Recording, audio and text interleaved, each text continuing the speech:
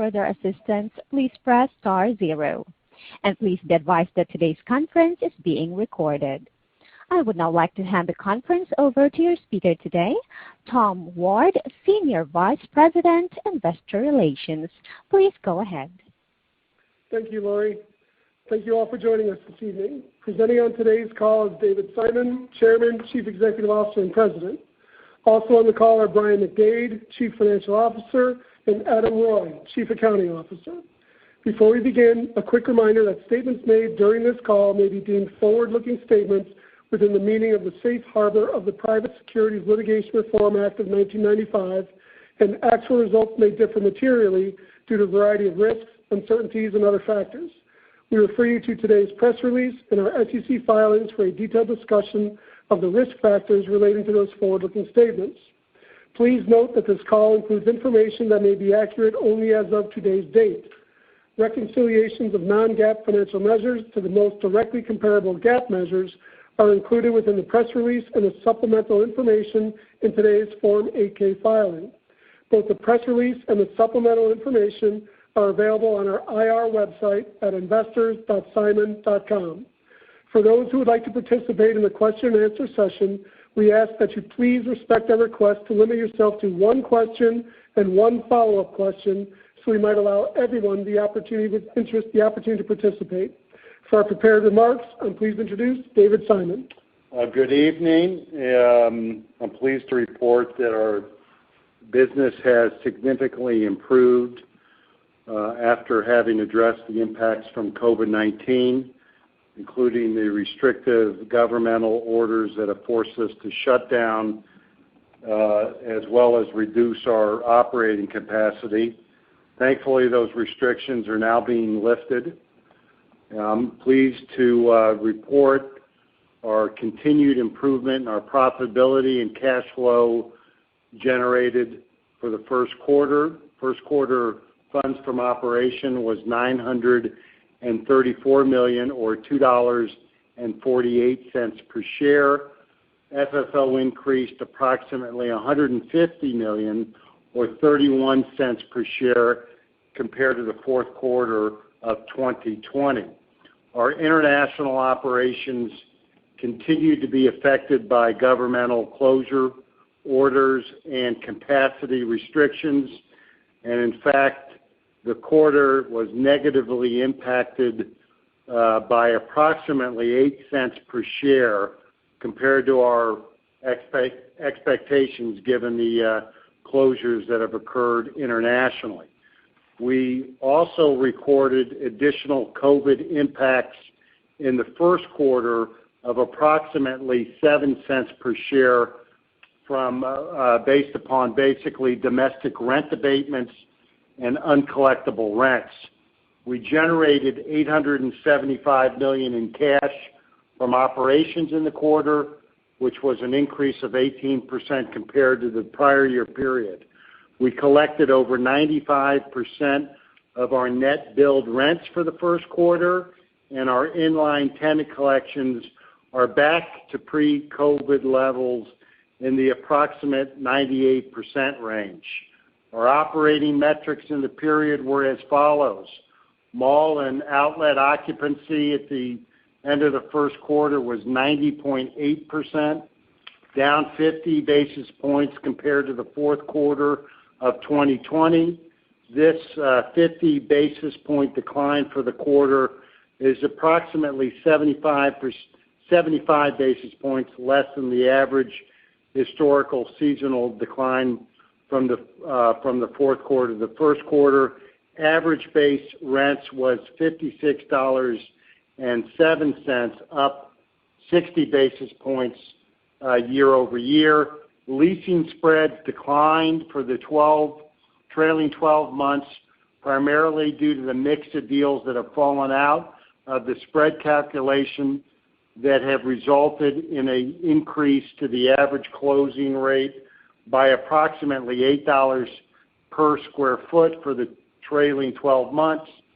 Pricing continues to improve with the average opening rate per square foot for the trailing 12 months of approximately $60 per foot. And as you can see in the lease expiration schedule included in our supplemental, our expiring rents for the next few years are less than $60 per square foot.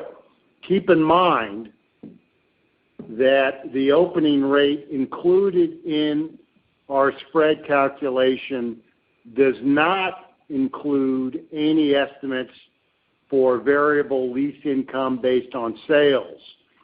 In certain circumstances, in addressing tenant COVID negotiations last year, we in certain cases agreed to lower our initial base rent in exchange for lower unnatural sales breakpoints, allowing us to participate in the improved sales performance as the economy recovers. Now, we think that will end up being a very smart move on our behalf. Those deals are included in the average opening rate at the lower base minimum rent and does not include our estimation of what the percentage rent could be, and we'll obviously believe those contributions in time will add to our cash flow.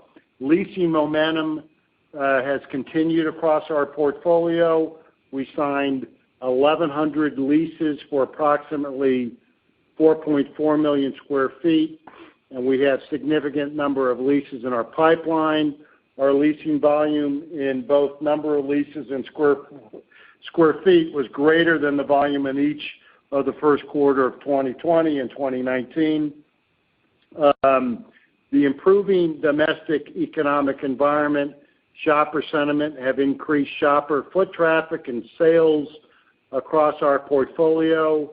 As I mentioned, increased in traffic for our open air and suburban centers has been very encouraging, and retail sales continue to improve across the portfolio with higher sales volumes in March compared to 2019 levels. We opened West Midlands Designer Outlet, our second outlet in the United Kingdom, in early April. This was behind schedule, was supposed to open in the fall of 2020, but was delayed due to COVID restrictions.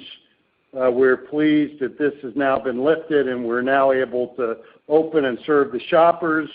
During the first quarter, we started construction of our fifth premium outlet in South Korea. We're excited about that opportunity.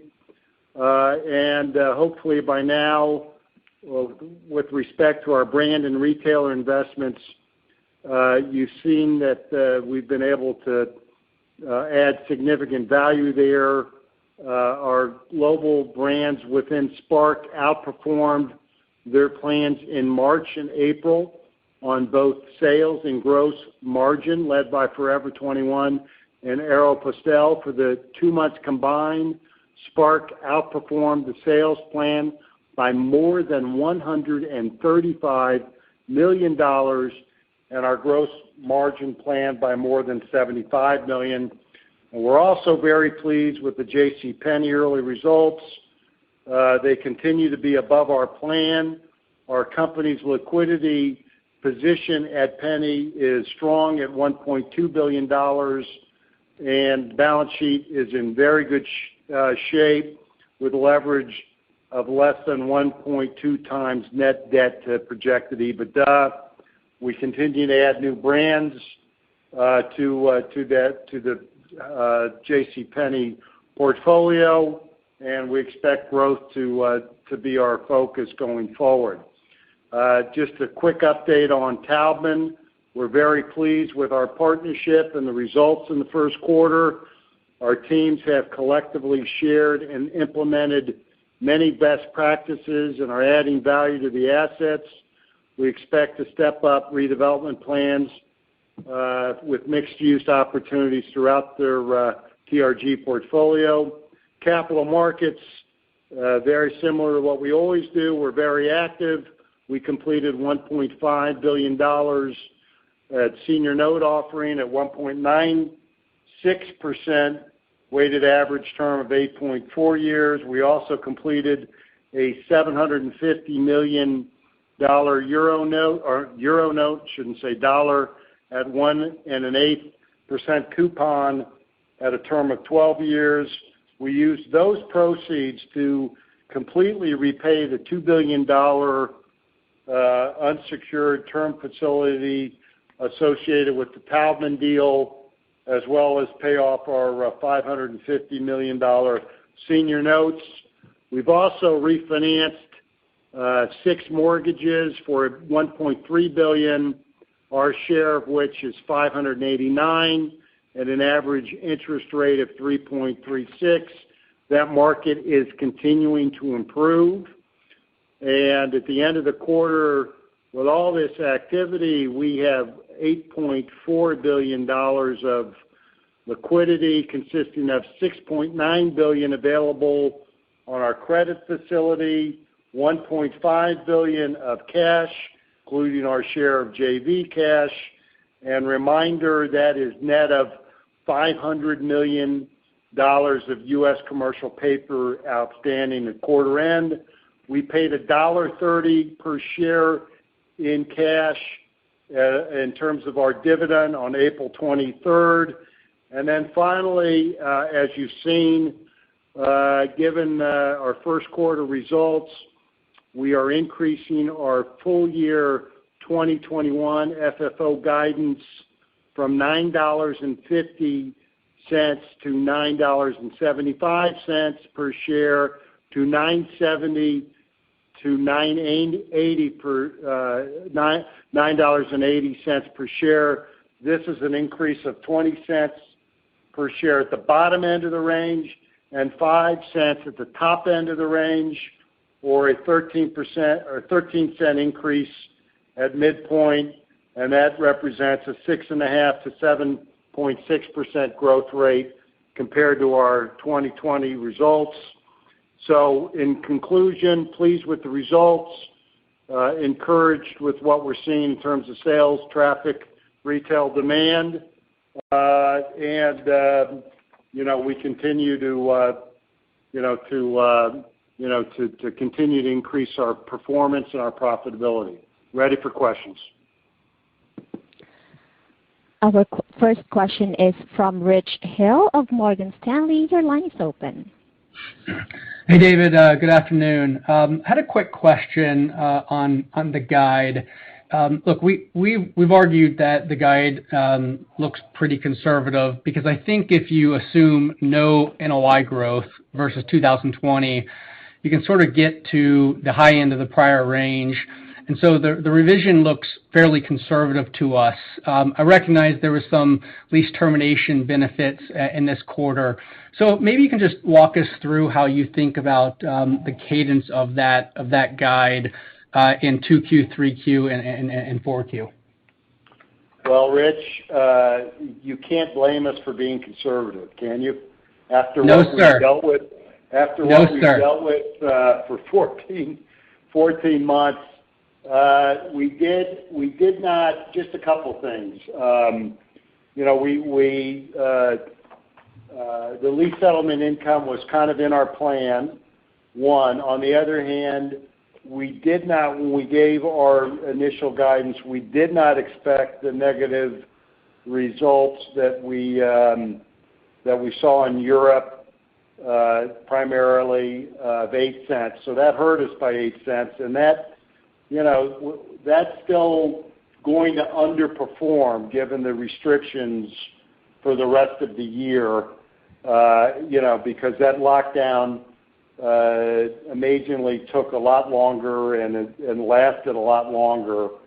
So unfortunately in Europe, they're still dealing with COVID. That will have an impact. And then I would say as you know, in the first quarter, we did still have some abatement and some bad debt, so to speak, that also affected us of 7 cents. So we still think there may be some further activity in that. We don't know. It's pretty much behind us at this point. But we're conservative. We've got Europe I think the comp NOI, we didn't give you a number, but we expect in the U.S. to do better than what we initially thought. And I hope you're right. I hope we're conservative, and I hope we do better than what we're guiding to. But it's just been a traumatic time for this company and our folks, and you can't blame us. Understood. I have one follow-up question, and hopefully I'm not putting words in your mouth, but I think on the last earnings call, you had talked about total core portfolio ex Taubman being in the 3 to 4% range for 2021. And I note that total portfolio was +4 in this quarter, including Taubman, if I read it correctly. So how should we think about the total portfolio growth going forward, recognizing you haven't guided? Is that 3 to 4 still accurate, meaning that there should be a pretty significant ramp over the next several quarters? Well, let's separate the two. I think when we talked about our comp, we thought we were going to be in the 4-ish range, just comp, excluding Taubman. So, to be clear, at least that's what my intent was when we had, our year-end call.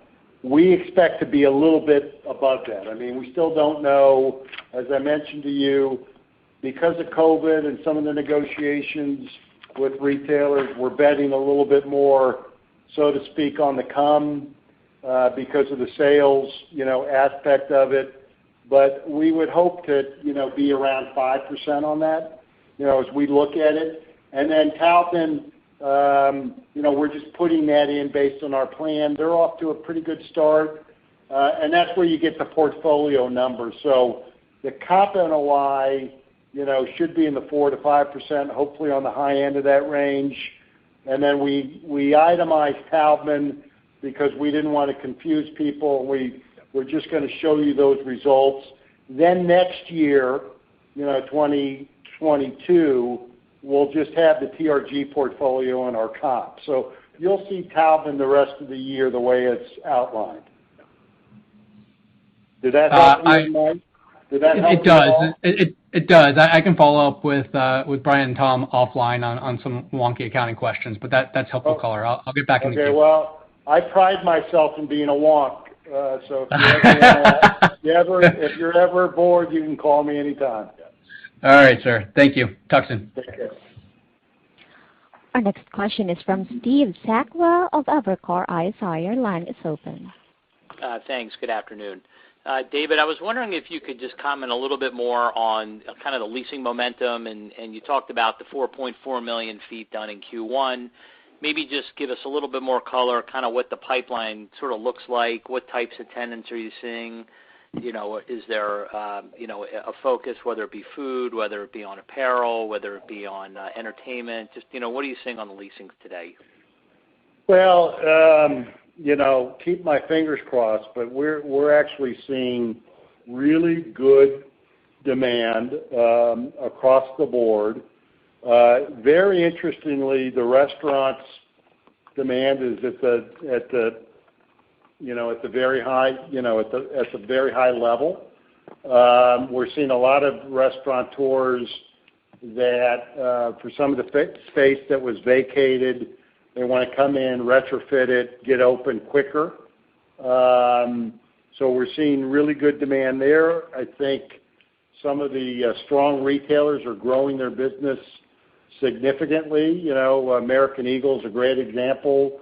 Urban Outfitters is another great example of two companies that just popped to mind that have, we have multiple deals in the works on. We're probably 80% done, Steve, on our renewals thus far. And, I'd say we generally feel pretty good and much better than we felt, in a long time. And I just think, we're seeing a resurgence in brands. So let's take a great example of, a company, Crocs. Crocs was hot a decade ago. People thought it had lost its mojo.Maybe it had. It's now killing it. So we're seeing footwear. We're seeing apparel. We're seeing a lot of brands in the that are new, that are coming into the, that want great retail real estate. So I'm seeing basically a resurgence across the board, and our team is very, very active. We're also seeing demand from entrepreneurs, local, regional. So pretty good results are coming that I think you'll start to see in the upcoming quarters. Okay, thanks. And I guess that sort of dovetails into sort of my follow-up. When you think about kind of the occupancy trend, and I appreciate your comments that the drop, sequentially was maybe less than what you normally see seasonally. But do you feel like occupancy at this point is now at the bottom, and you start to see that kind of improve throughout this year into next year, and then same with kind of leasing spreads? Does this kind of mark the bottom here in leasing spreads? Well, again, I think we gave a rather lengthy explanation on leasing spreads. The thing I would focus on, it is mix-driven, so that's the first point. The other thing is, as part of COVID, we were doing renewals where we had lower base rents and more unnatural breakpoints, which I think, hopefully, based on sales trends, are going to actually we're going to actually have made a pretty good bet on that. So I don't think you'll see that as the mix changes and gets more stable, and that's why we pointed out to kind of what you see expiring. I would hope for that you'd see that essentially that decrease go away with time as that goes out. So that's the first point. And then I think occupancy, I would think we would see improvement clearly where we were at the end of last year by the time we get back up to year end. So I would expect a reasonable improvement on 20 versus 21. We're not going to get back to 19 levels in 21. We look kind of more at 22, 23 level, but that's a little bit of a guesstimate. But the demand, frankly, I don't want to oversell it. That's not my style, but we've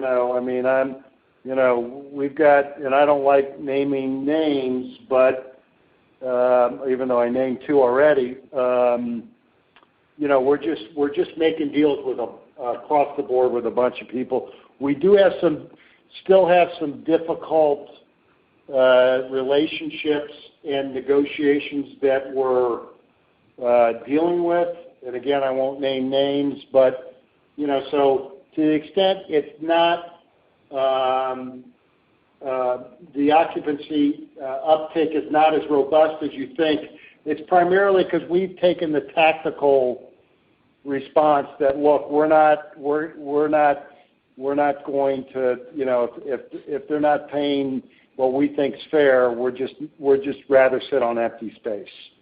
And that's a judgment that I hope investors will appreciate, that having done this for quite some time, we're not always going to get it right. But the fact of the matter is, we're going to try and do fair deals, but to the extent that it's too one-sided, we'll sit on the space. So we still have a few of those kind of scenarios that will probably play out in 21. Great. That's it for me. Thanks. Thank you, Steve. Our next question is from Caitlin Burrows of Goldman Sachs. Your line is open. Hi there. Maybe just following up on the occupancy point. So lease termination fees were significant in the quarter, and I think you mentioned that was kind of your plan. What made you comfortable allowing this tenant or multiple tenants to move out early and Simon take that termination income rather than keeping them in occupancy? Yeah, that's really an art. It's a really good question. It's really an art versus science. It's really a function. We don't really like to do it, but in some cases we think the space is really good and we'll be able to, ring the bell on the lease termination income and then lease it up. And so, we get the benefit of both. If I get the present value of that lease stream, more or less, and then I have the space to lease, that's pretty good business for us to do. And that's the case. That's what we saw in Q1. So we basically, in a lot of cases, took the net present, near 100% of the net present value of that lease, got the money, got the cash, then we have the space, and then we'll lease it up. That's pretty good, Caitlin. That's pretty smart to do, pretty thoughtful to do. Our space isn't going anywhere. Our malls aren't going anywhere. There's still great real estate. Demand is picking up. So, in some cases, that's the kind of trade we'll make. We're not taking real discounts in NPV. And obviously we're very sophisticated in running the math to see what the fair deal is. Mm-hmm. Okay. And then maybe on the acquisition front, Simon raised equity later in 2020, and I think some of it was earmarked for possible property acquisition. So just wondering what you're seeing in terms of opportunity and, I guess, willing sellers, and is there any commentary on whether you're more interested in potential U.S. or international properties? Well, I think, we have built a great portfolio over a long period of time. We don't need anything to continue, to run profitably and grow our earnings now after having, dealt with 14, 15 months of COVID. On the other hand, if there's some, a few properties here and there that make strategic sense, we're willing, able buyers of that. The sellers, they ebb and they flow, and sometimes their expectations aren't where we think they should be. Obviously, we're very active with Taubman. We think that's going to turn out to be a very, very good deal for everybody involved. So it's not like we haven't just done a significant transaction,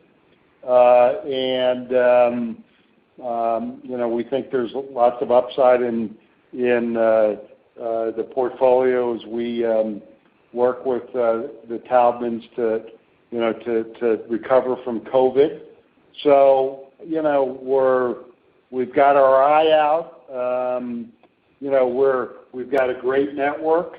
We can always enhance it. But we also are looking at content, what do I mean by content? Well, you'll see as we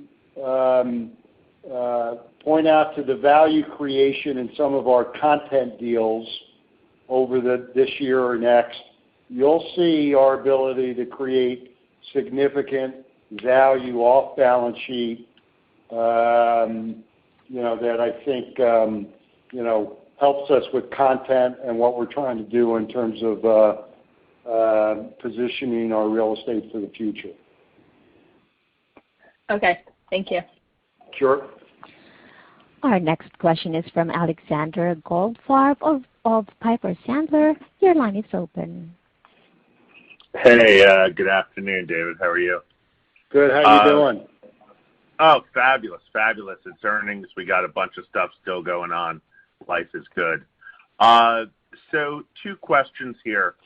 Saw the Eddie Bauer news, and if my ability to read English is correct, it looks like you did that in the traditional ABG investment wrapper, not in the SPAC. So a 2-parter for my first question. Just, I know last time on the call you said the SPAC will do a lot more than just traditional retail, but maybe just walk through, thoughts on how stuff goes into, just remind us how stuff goes into the ABG wrapper versus the SPAC.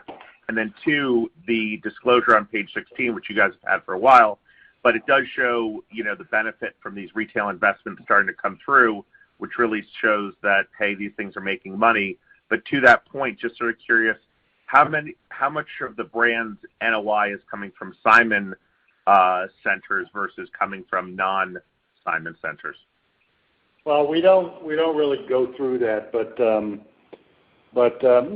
these are retailers that have essentially a very broad portfolio, and so they get a lot of their profitability from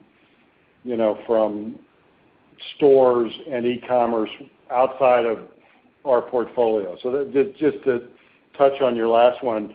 So just a quick note on Eddie Bauer. So Eddie Bauer, we will partner with ABG to buy the IP, which we think is terrific. It's been around 100 years, celebrated 100-year anniversary, I think, last year. It was the first company to create the down jacket, and in 19 it did $786 million in sales, and we are buying the IP at a fraction, a lot less than 1 times. And if you look at where brands are being priced, you will have noticed that we'll do a great deal. In addition, we are buying. Spark will buy the operating company, which we're partners with ABG on, for essentially the working capital, and they'll operate the stores. And we think, again, they're going to add $30 to $40 million of Ebitda to Spark. Spark this year projected will do about $130 million of Ebitda. Now, it doesn't really come through because we have depreciation. We don't add that back for FFO and the like, but so Spark is doing fantastic. Eddie Bauer adding that to Spark will be really beneficial, and then we're beginning to create kind of a whole outdoor apparel with with the brands that we have with Nautica and so on, and then I think the IP of Eddie Bauer will be will have growth associated with it under the ABG umbrella. But as far as your thoughts of this going into there, so is the SPAC really just for more technology or efficiency cost investments, not retail? Well, this is not in the SPAC. The SPAC is available to do kind of what we told the market, things outside. But this is like a core ABG Spark transaction that, the synergies associated with folding this into Spark, following the same game plan that we've done with all the other brands we bought, is essentially a no-brainer. Okay. Second question is, David, ESG, certainly a growing, investment outlook, and a lot of funds looking for it. But there's more talk, in retail, about the efficiencies of physical versus online.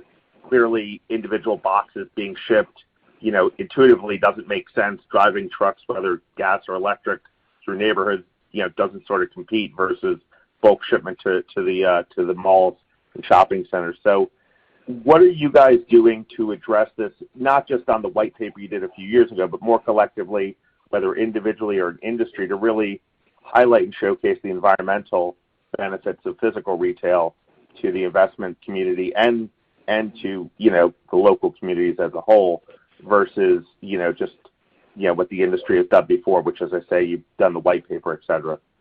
Well, Alex, this reminds me of the if you can sense hesitation, it's because you can sense frustration. Physical shopping unquestionably is better for the environment than e-commerce. And we have written studies on it. We have discussed it. Right now, nobody cares. It's our job to, have the communities care.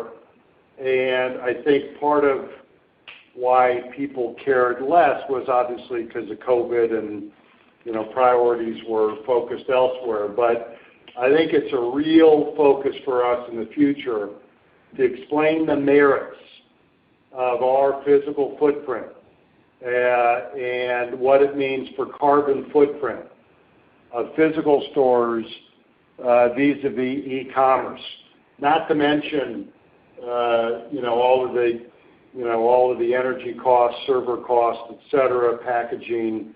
You can go on and on and on about the cost associated, the carbon footprint of e-commerce compared to physical. And I will refute anyone, and I think others have tried, to say that e-commerce has a less carbon footprint. That just is not true. So, but we have our job to do. Much, reminds me, we got to get the governments to care. We got to get governments to act.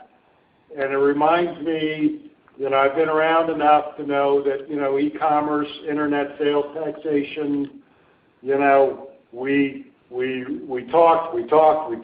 Everybody said, you're right. Nobody did anything until, thankfully the Supreme Court overturned the Quill decision to level the playing field. There is no reason, in addition to that retail real estate should be taxed 10 times what warehouse and distribution facilities are taxed. 10 times. But, hopefully when we give our pitch to local jurisdictions, real estate assessors, government authorities, and so on, they will care. We do. And, but I'm open to ideas on how to get the message out. The message is clear to me. Hopefully people will care. Okay.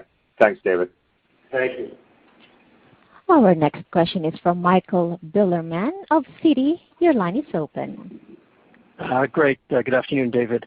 David, I want to ask you about sort of development and redevelopment spending. You're obviously, I think, enthusiastic, as all of us are, about the recovery and everything is happening.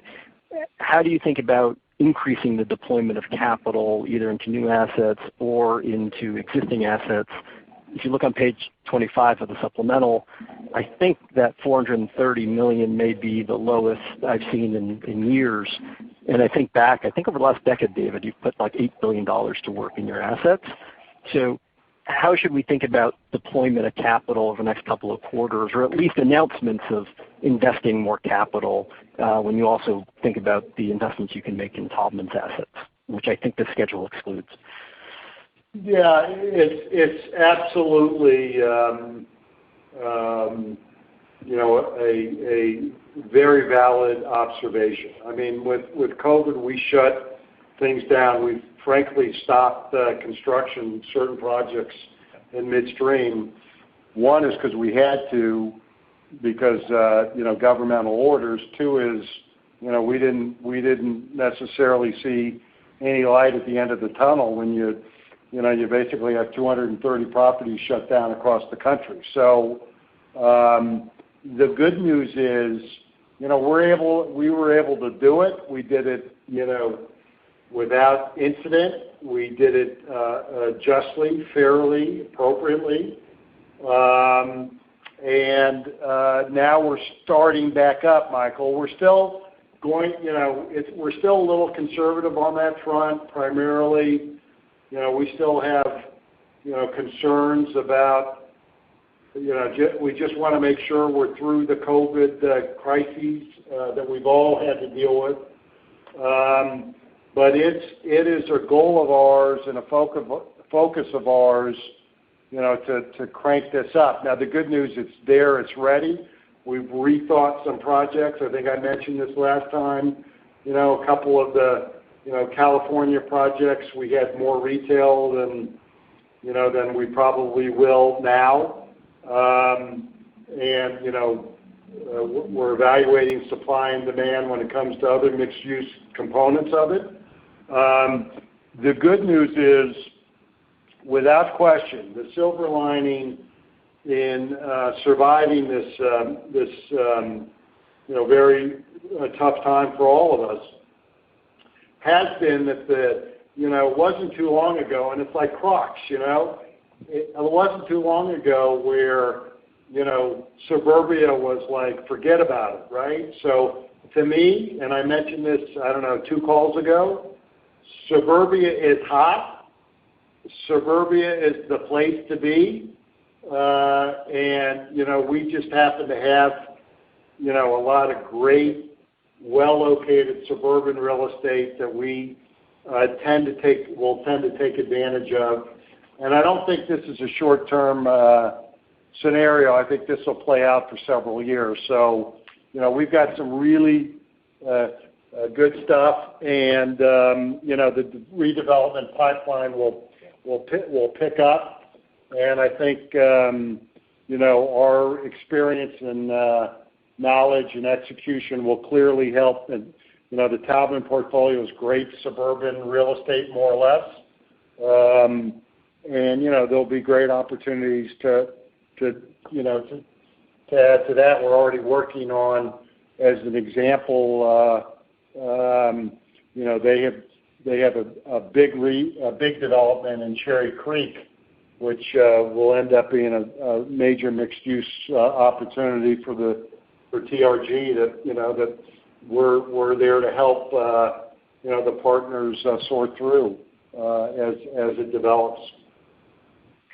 So when we're thinking about this slide at the end of the year, do you think it could easily be at, let's say, a $2 billion run rate when you include Taubman in all the projects that you're accelerating? I'm just trying to get a sense of how much, and also just given your overall enthusiasm about the results and where you see traffic and sales and leasing, I'm just trying to get a sense of how much that will translate into incremental capital above and beyond what you've already identified here. Well, again, it's all valid questions. I would say to you by year end, and this is a guess, and Brian is looking at me shaking his head no, but I would, when you look, and we've got a couple of things in Europe that we'll probably do.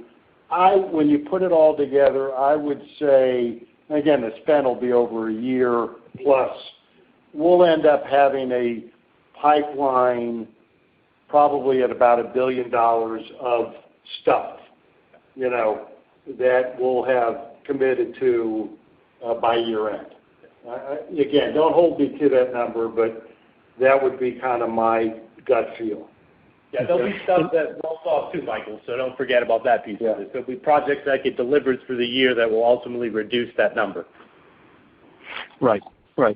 And then just as a follow-up, it clearly there's a lot of people going out and doing things, and I don't know if it's revenge shopping or stimulus shopping, but there are certainly much more people going out and shopping. How are you able to discern how much of this is just that, just like we've been stuck around for so long and I just need to get out and do something, I want to go shop, versus something that's longer lasting? And are you able to sort of tease out anything from the data analytics in terms of dwell times or conversion rates or any certain retail categories that are seeing more long-lasting benefits than maybe one type of shot in the arm? Well, I think that's the big question, right? So that's why we continue to be conservative, because between being cooped up, between being locked down, between the stimulus, between celebrating, that the country's still around and we're still going to try to get back to normal.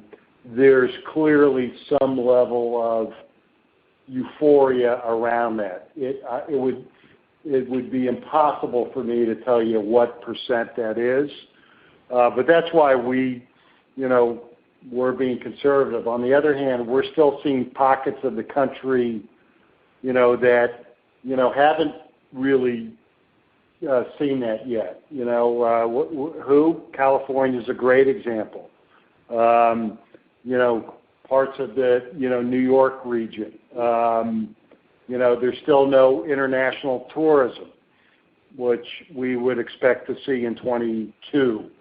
So even if it kind of like stabilizes or just kind of normalizes, there'll be other pockets that I think will pick up, as the entire country reopens. I mean, let's take California versus Florida. I mean, Disney World's been open 9 months, and Disneyland, I think, just opened, right?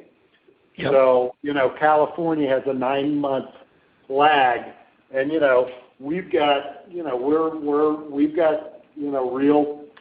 real presence in California, as you know, that we'll see the benefits of. And then don't underestimate, I do believe, assuming, and this is a global, issue, but I do think people are going to start to travel again globally. Probably won't happen, much until, end of this year or certainly in 22. But, we're going to see a pickup of that. We might see that in Europe, just because the Chinese have stayed at home. If the Chinese come here, we could see that here. So, there are elements that will pick up the slack to the extent that, the last couple of months have been, really nice to see. Yeah. Okay. Thanks for the color, David. Sure. Our next question is from Derek Johnston of DB. Your line is open. Hi, everybody. Thank you. Hi, David. So we touched on this a bit, but, our store checks are pointing to a pretty high level of online order fulfillment from the mall or the retail store itself. And is this a tenant last mile approach that you're seeing gaining any type of traction? And especially since distribution space has gotten so costly, are retailers talking about this? And could there be a growing trend at work here, kind of the merger between online and in-store? Well, there's no question that, most of the sophisticated retailers really want to be, I don't want to use all the buzzwords, but seamless between online and ship from store, pick up in store, all of that stuff. It's interesting, when we talk to retailers, the majority want to do that. Some like to fulfill it still in the distribution, facility. So it's not uniform across the board, but they all want a seamless experience.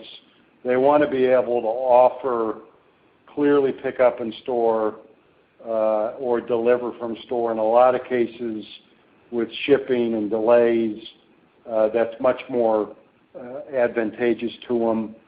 A handful would prefer to execute out of their distribution facilities, but I'd say the vast majority are moving toward, seamless pickup, ship from store, using that as, so to speak, ability to fulfill from the physical store is a real advantage to them in terms of delivery cost and so on. So yes, though there's a few that find it more efficient to do otherwise. So, it's like everything else in retailer. There's not, one size fits all, but it's a good trend, and I think they need their footprint, with the connection for the retailer. Lots of retailers will tell you that, not to be repetitive, but, as we've said and others have said, look, when they close a store and that's their store in that marketplace, they lose the e-commerce business, or vice versa. When they open a store, their e-commerce business goes up. So, they look at it in totality. I think with all the ability now to study the consumer better with all the data, you're able to do a much better job. Yeah, thank you. That makes sense. Could you expand on some of the early reads from the JCPenney investment? I know you spent some time on Forever 21 and Arrow, and even called out JCPenney, briefly. What are you seeing importantly at JCPenney? How have the trends held up there? Are there any remerchandising wins or early successes that you'd like to expand on? Well, I think we've been mostly, like all of our deals, when we buy a retailer out of bankruptcy, we're in the stabilization mode and the capital preservation mode. We've accomplished both of those already. As I mentioned to you in the call, we've got $1.2 billion of liquidity and an undrawn ABL. So we're in good shape. We are bringing new merchandise brands to it. But importantly, some of the other brands that were nervous about us, when I say nervous, not about Simon and ABG, but nervous when you go through a bankruptcy, reestablishing those relationships and giving the vendors comfort that we're going to be around and able to pay for the goods has been really rewarding, and we're seeing more and more confidence from the vendor community. So, because when you go through bankruptcy, not only landlords get burned, but vendors get burned, and so it's very important for us as new owners taking Penny out of bankruptcy that we give the vendors comfort that we're going to be around to do it. Now, the ultimately move toward growth is the future of what we're working on. We're not there yet. We've stabilized it. We are bringing in new brands. We've got lots of ideas in what to do there. But the first goal is to right-size the company, strengthen the financial capabilities, repair any vendor relationships that we need to do, stabilize the morale, and so on. Obviously, that's harder to do in COVID when people are working remotely. But I've been proud of the execution, and so far the results. Our plan is above where we thought it was going to be, so that's very encouraging. But in order to turn JCPenney into a 21st century retailer, that's still work in progress. Understood. Thanks, David. Thank you. And our next question is from Craig Schmidt of Bank of America. Your line is open. Thank you. I'm just thinking about sales per square foot. If you were to annualize 1Q sales, are you within spitting distance of your pre-COVID sales per square foot, or is there still a ways to go? Well, the best, I would say, depends how far you spit, Craig. Okay? It depends if you played baseball or not, and what do they call that when they have what is it? Spittoon. Spittoon, that's the word I'm looking for. So just to give you a sense of, the best way for us to look at it is March. March of 19 to March of 21. I mean, we're way over March of 20. I mean, we're 130% above March of 20. But put that aside, because that, I would say to you, when you put it all together in March of 21 compared to March of 19, comparable, so same basically stores, we're like a little under we're like -7-8%. Okay? Now, I think April will be ahead of, so when you look at April and March together, I think we're going to be ahead of sales for April, March of 19, April, March of 21. Okay? Is that helpful? Yes, that's very helpful. And I think that's the way to do it. So yeah, I think we're in spitting difference, and I think we'll be ahead by as April sales come rolling in. If you put the 2 months together, we'll be ahead. Great. And then I know you were talking earlier about possibly ramping up redevelopment and developments. Would you think more would be spent on mixed-use efforts or anchor repositionings?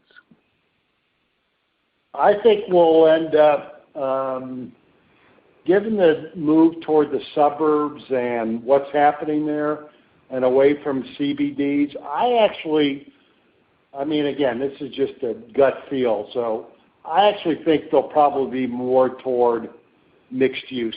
I really do. Okay, and then just finally, are you planning to introduce a lot of your Spark brands into JCPenney? Like, can we see a Eddie Bauer department in JCPenney's future?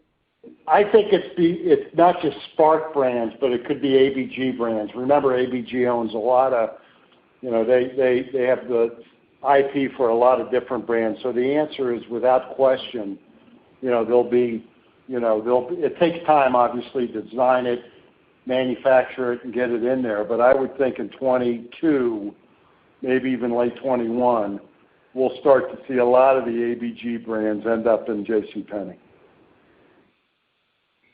Okay, that's it for me. Thanks. Thank you, Craig. Our next question is from Flores Van Dijkum of Compass Point. Your line is open. Afternoon, guys. Thanks for taking my question. David, maybe obviously very encouraging so far, talking about comp sales of 4 to 5% this year for your historical SPG portfolio. Presumably, Taubman is going to see something similar. Are you working on any initiatives in the TRG portfolio? I'm thinking more of one of the things that sets SPG apart from some of its peers is your focus on specialty leasing, kiosks, things like that. Is that going to be more of an element in the TRG portfolio, or are they going to be, remain a more traditional high-end retailer, or where do you see the revenue opportunities in TRG in particular? And could that same-store growth actually be higher as a result of not having some of these things that the SPG has had in the past? Yeah, I think the short answer is without question. We've actually, it wasn't that they were, first of all, you can execute any program we have and still maintain a high-end mall. But put that aside, we just have a lot of, we have a lot of resources to bear. I mean, we've got a big field operation. We're basically in most all of their markets. And I think by doing local leasing, specialty leasing, sponsorship at the rate and at the level that we do, we're going to see significant upside in TRG. And in fact, we basically implemented, in many cases, the existing SPG sales force, for no better word, to start, selling our product to that portfolio. So that's actually been implemented, and we're at work on it. So, the working relationship to execute that was honestly great. and a lot easier than when I had to deal with Chelsea folks when we came in to, okay, I think it's been the relationship, the coordination on leasing and development, me and Rick and the Taubmans doing all of that stuff has been excellent. And yes, the short answer is there is upside, and we've got they were limited in resources, frankly, to do it, not out of neglect or out of a different point of view. They just didn't have the people, the scale to do it. Here we go. So we're ready, and we're doing things like insurance that we have more scale to bear. So there's all sorts of those things that we're bringing to bear without, with open arms on both sides. So I do think, that portfolio will have a little bit higher uptick with time than probably us, because, we already do it and they don't. So, we'll hope to see some of the benefit of that in the future. Great, thanks. And maybe one follow-up. If you could maybe comment, you're now on both sides of the table, if you will. You're the landlord, and yet you also own these retailers. Does your confidence that you're exuding in this call partly stem from the uptick that you're seeing in the retailers that you've made an investment in? And maybe if you could share some of the growth in maybe sales for those retailers, and you sort of commented a little bit about that, but also the growth in Ebitda that you potentially see going forward for the retailer part of your business. Well, I mean, obviously, that's data that helps us.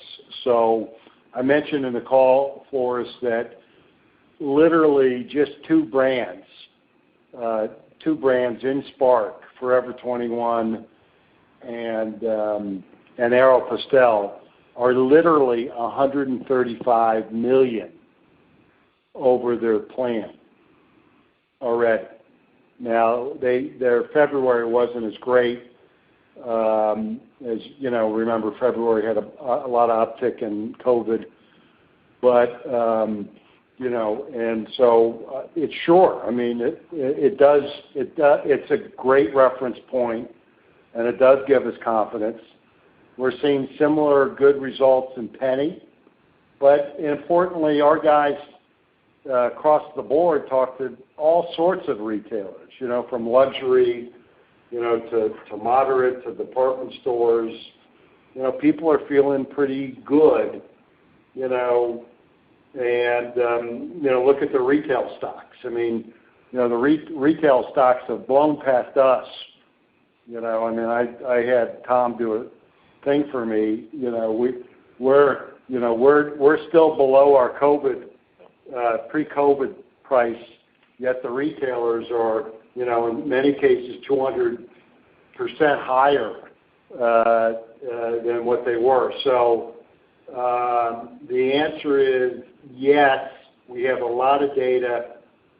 We understand the consumer better than ever, but importantly, we have content now that allows us flexibility and knowledge that that we didn't necessarily have before. Thanks, David. Sure. Our next question is from Mike Mueller of J.P. Morgan. Your line is open. Yeah, hi. In terms of the 7 cents of COVID reserves and abatements, were there any prior period collections that were positive offset within it that may not repeat? Nothing material. We did collect deferred rent of how much, Brian? Yeah, the deferrals, we collected $100 million of previously deferred rents. But that was earnings that we recognized last year. It was simply working capital adjustment, Michael. Yeah, so that didn't flow through the P&L, but it's always good to see a collection of deferred rent. So But no, not anything noteworthy at all there, Mike. Okay, that was it. Thank you. Thanks. Our next question is from Linda Tsai of Jefferies. Your line is open. Hi.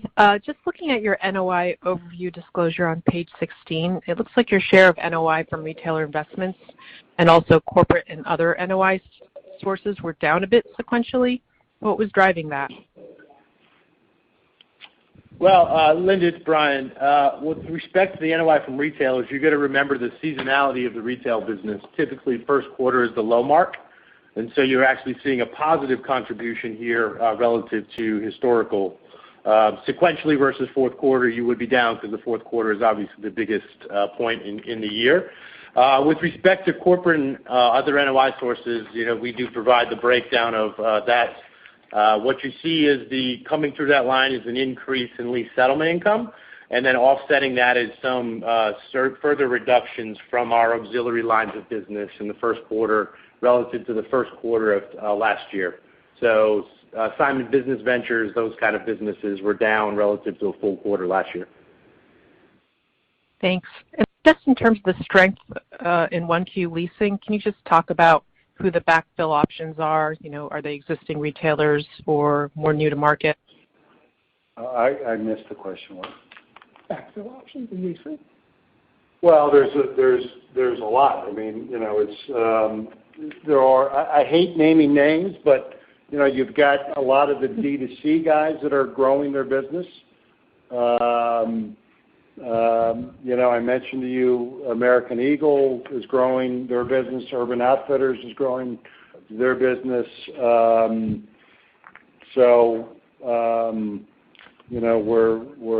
It's really across the board. Restaurants, the luxury folks, Prada, Gucci, Louis Vuitton. I mean, it really is encouraging. It is really encouraging to see it not in one particular category, but across the board. Levi's, Rue 21, Ladorock, I mentioned Aerie, Marc Jacobs, Bottega Veneta, Saint Laurent. Spark is growing some opportunities, and you've got we had a Golden Goose open, Warby Parker, Craghoppers, a UK outerwear brand. I really miss Rick when this happens. Okay, so I'm going to have him come in for a cameo. Okay, I don't do as good a job as Rick, but when it comes to that, but it is across the board. Thanks for that. Sure. Our next question is from Haendel St. Juste of Mizuho. Your line is open. I guess that's me. Thank you for taking the question. Hi, David. How are you doing? I'm doing well, sir. Hope you are too. So, yes, thank you. Question on occupancy, and you talked a bit earlier about rebuilding the occupancy, the timeline, but I guess I was more curious specifically from a cash paying perspective. I think you said you could be back in 2019 occupancy levels by perhaps 2022 or 23, but when do you think we'll see the cash flow impact of that? Is that another year out, so maybe this is more like 2023? Well, there's clearly a lag impact, yeah. So I think that's a fair statement. I mean, look, we've run lots of numbers. When do we get past our 19 numbers? We're certainly not going to get there this year. We're certainly not going to get there next year. Could it be 23, 24? Look, it's so dependent upon the economy and what's out there. But I think the ability to see that closer than what we thought a few months ago is there. So that's the goal.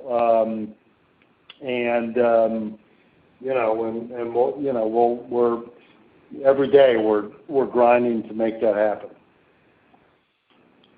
Fair enough. Thank you for that. And just a couple of follow-ups on the guide. I understand the restrictions that are still ongoing. and beyond your control in your international portfolio. But I was curious, maybe you could talk a bit about what's implied in the guidance for international this year. You mentioned the 8-cent drag in the first quarter. Is that a level we should expect again in second quarter, and when do you expect that to improve? And also one for Brian. I was curious about the level of bad debt reserves you're carrying at the end of the first quarter here, and perhaps maybe speaking to the broad industry exposure or probability of recovery of some of that and anything implied in the guide. Thank you.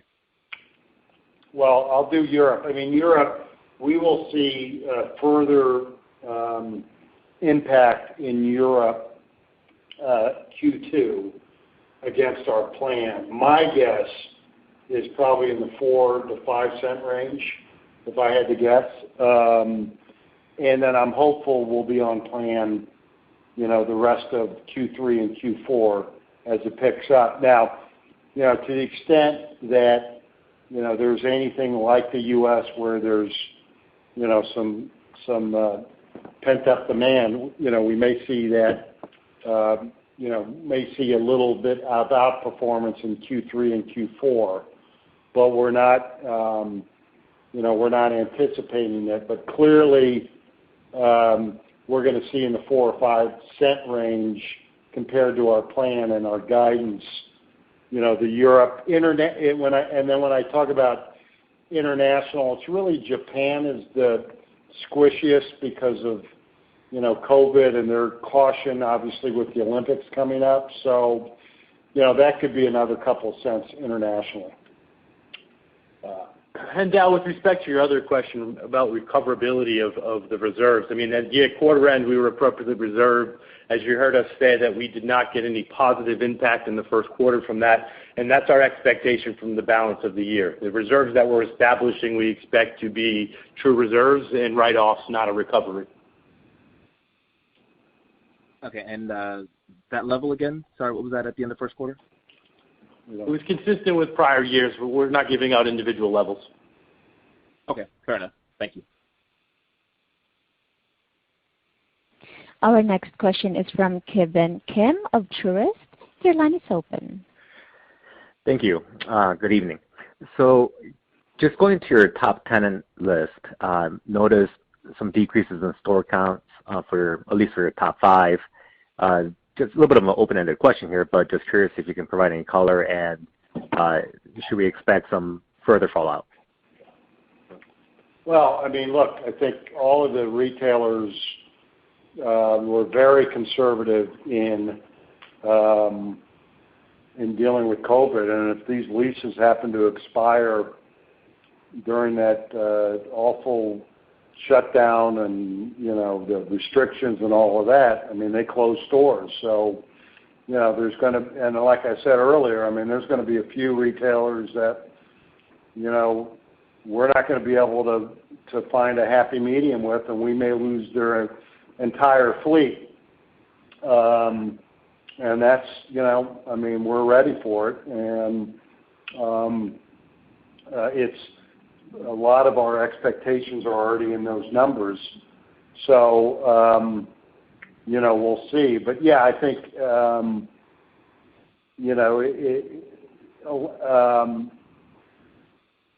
there'll be, for some of the big retailers, they've announced public store closings.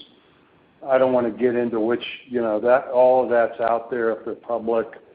But they're all thinning their fleet, and the fact of the matter is, if they do, they do, and we're used to leasing up space. Okay, and can you just comment about some of the lease clauses and language that's being used today for the new lease deals? And I'm just, in particular, more curious about if tenants have more outs. I know you mentioned more percentage rent deals as they hit breakpoints, but I'm just curious if there's some other language with regarding like future pandemics or things like that that might create some variability.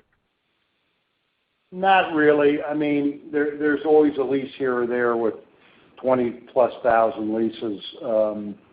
There's always some variability, but the reality is we during the COVID renewals, those were difficult discussions everybody was under enormous pressure. And in some of those cases, like I said earlier, we reduced our base rent to bet on sales. We'll see. Maybe we did a better deal than what we thought we had done at that time. Okay, believe me, I'd prefer to have had the higher base rent. But no one is, there's very few very focused on pandemic language, at this point, there's no material or even meaningful trend in that language. And I would say generally lease terms, it depends on the retailer. Maybe in some cases they're very similar to what they've been. We're very focused on lease terms. We don't willy-nilly just do a deal to do a deal, and there's a lot of give and take. And I would say to you, there's no real super trend that's going on in lease terms. There's always a give and take, but nothing of note that's that I think we should share at this point. Okay, thank you. Sure. Our next question is from Vince Tibone of Green Street. Your line is open. Hi, good evening. How sensitive is your NOI this year to tenant sales? It would be helpful if you could provide some guideposts there. For example, just if tenant sales this year came in at 2019 levels, how different would it be if, let's say tenant sales were 10% higher this year than 2019? Well, it is, it's very complicated. It's very complicated because it's lease by lease. It's where their natural or unnatural break is. It's when it hits. It's what they tell us, what we audit.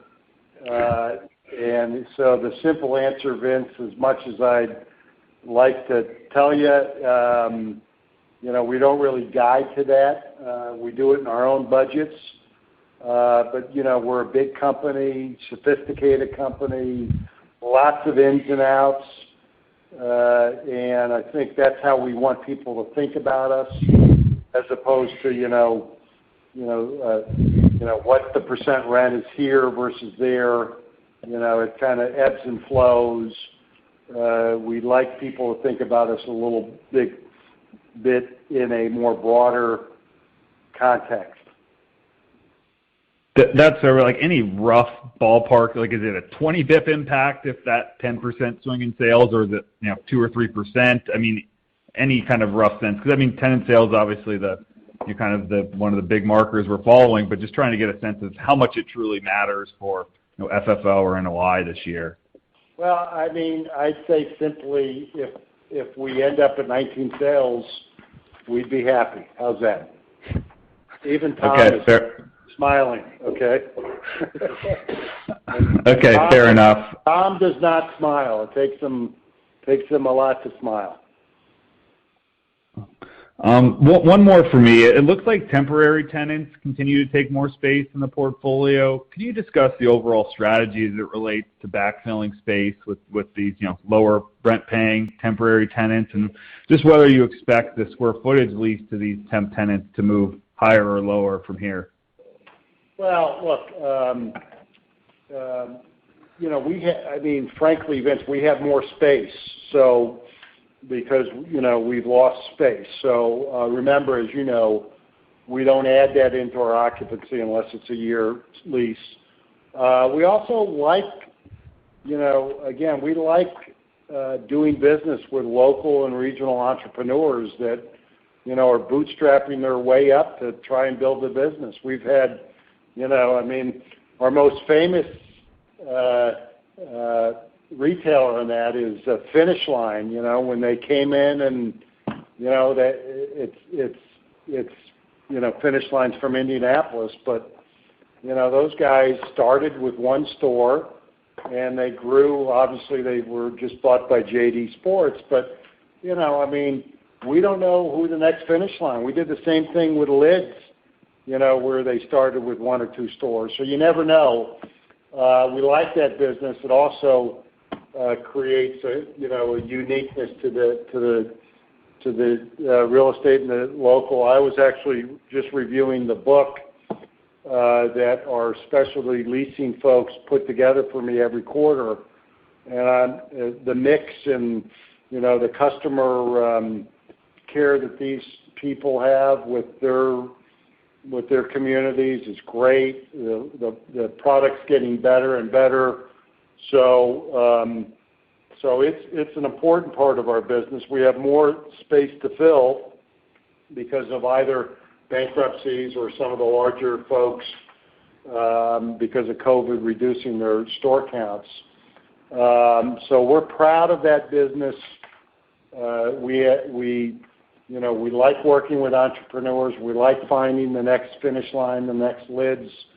We don't know where it'll be, but that's what our people try and do. And and it also makes the real estate look and feel better than a vacancy. And if you walk one of our centers, I hope you feel like, and obviously there's frictional vacancy because if you're building out a store, somebody's moving in or out.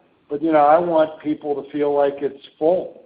The last thing you want to do is, you walk down Madison Avenue, there's kind of a problem there, right? So when they walk a mall, I want them to feel like, it feels good. So, it's just a good, solid part of our business. I'm proud of what we do there, proud of the people that we lease to, and that's a business we'll continue to foster. And again, it doesn't always work out for the entrepreneur and for us, but it's something that we like to focus on. Makes sense. Thank you for the time. Thank you, Vince. Our next question is from Juan Sanabria of BMO Capital Markets. Your line is open. Hi, good evening. I was just hoping to touch on Michael Billerman's earlier question on the development and redevelopment schedule, and just saw the expected yields come down a tick on a couple of the different buckets. And I was just curious if that was more of a mix issue or if the underwriting has changed on expected rents or the time frames have widened out as a result of COVID. If you could provide any color, that'd be helpful. Hey, Juan, it's Brian. This is simply mix. Every time we produce a schedule every quarter, there's projects that come in and out, and so it's a mix change over time from the fourth quarter. Great. And then a second question is just on the retailer Ebitda contribution. I believe you spoke to a $260 million number for 2021. Just curious on what your sense for that number is now, kind of pre-Eddie Bauer, if you have it handy. Well, Eddie Bauer won't close. It'll be higher, but Eddie Bauer won't close probably until 2 months, probably. So it'll be higher. How's that? Is that helpful? So, I mean, the 260 included our share of everything, including Penny. So we're above that now. So we're hopefully, again, retail does have its ebbs and flows, but we're projecting to be greater than that already without Eddie Bauer. And then I think Eddie Bauer, once it closes, will clearly add to that. I mean, it's going to be a very good deal for Spark. I'm a little nervous because my guys at Spark have done a great job. Mark Miller, CEO, Dave Dick, CFO,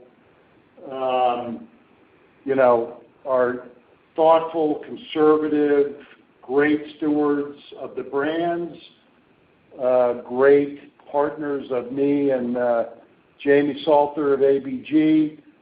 I'm just nervous because they were really excited about Eddie Bauer, and I'm like, you guys are never excited about anything. Now I'm nervous, okay?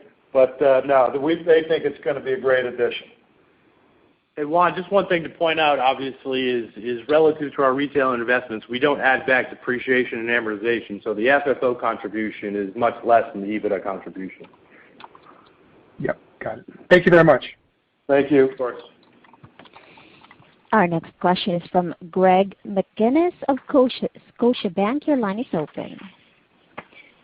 Hey, David, just to maybe touch on that last question a little bit differently. On the last call, it was a 15 to 20 cent contribution FFO from the retail investments. So is it fair now that there's a higher number assumed for the contribution to guidance? Yeah, I think that's to say. I don't know, Greg, what the number is off the top of my head, but it should, hopefully, it will outperform our initial budget. Okay, and then just kind of rounding out the guidance questions. Could you tell us what's built in regarding additional lease cancellation income? Nothing material. For the balance of the year, nothing material, Greg. Nothing really on our radar. Okay, thank you very much. Thank you. Thanks, Greg. There are no further questions on queue. Yes, I will turn the call over back to David Simon for any closing remarks. Thank you. Thanks for your interest and all your questions, and look forward to talking to you soon. Take care. And ladies and gentlemen, this concludes today's conference call. You may all disconnect. Thank you.